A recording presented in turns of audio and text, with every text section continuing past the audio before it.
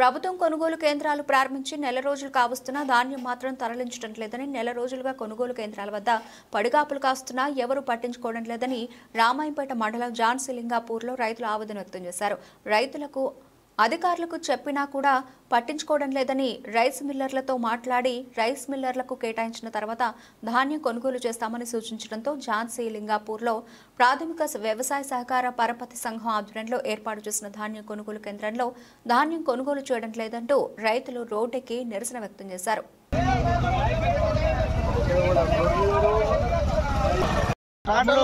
మిషన్లు పైసలు అడుగుతున్నారు, వీళ్ళందరికీ కావాలి, వీళ్ళందరికీ తేవాలి.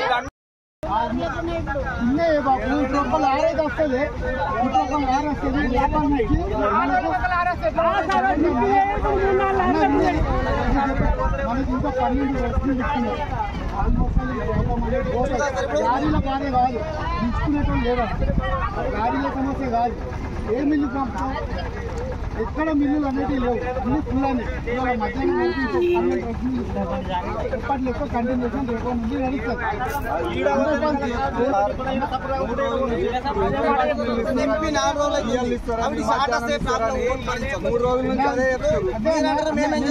నేను చేశాను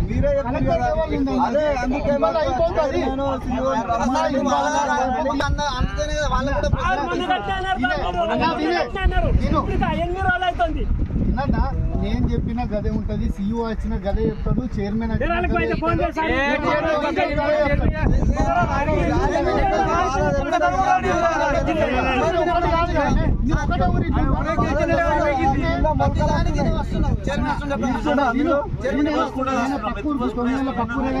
ఒక్కసారి సర్పంచ్ కానీ మీ దేశంలో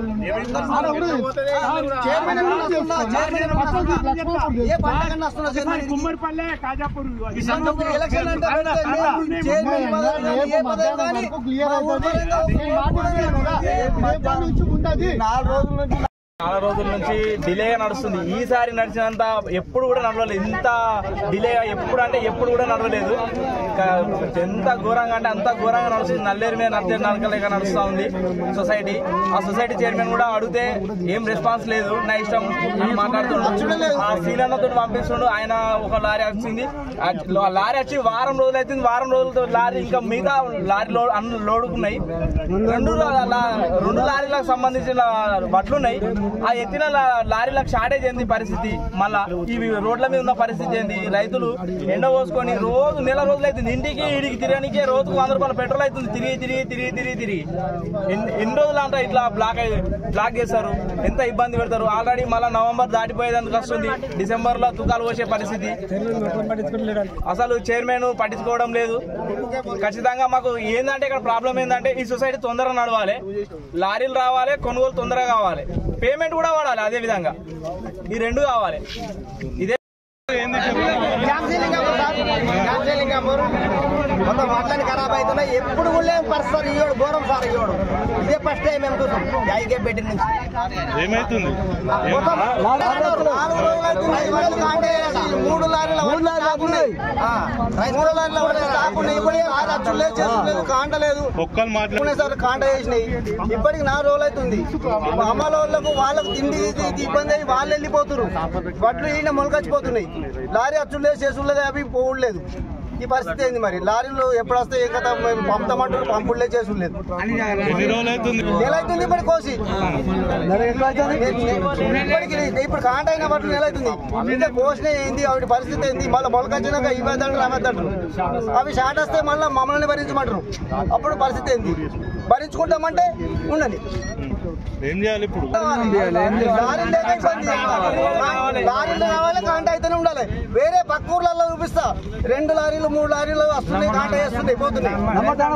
ఇదే కాజాపూర్ లంబర్ దండలో కాంట అయితేనే పోతున్నాయి లారీలు. ఇడికి ఎందుకు అసలు లారీలు? మరి జాన్సీలింగాపూర్ కొనుగోలు కేంద్రంలో గత నెల రోజుల నుండి మా దగ్గర రామాయంపేట మండలంలోని జాన్సీలింగాపూర్ గ్రామంలో మొట్టమొదటి కోతలు కోయడం జరిగింది. దసరా కన్నా ముందే కోయడం జరిగింది.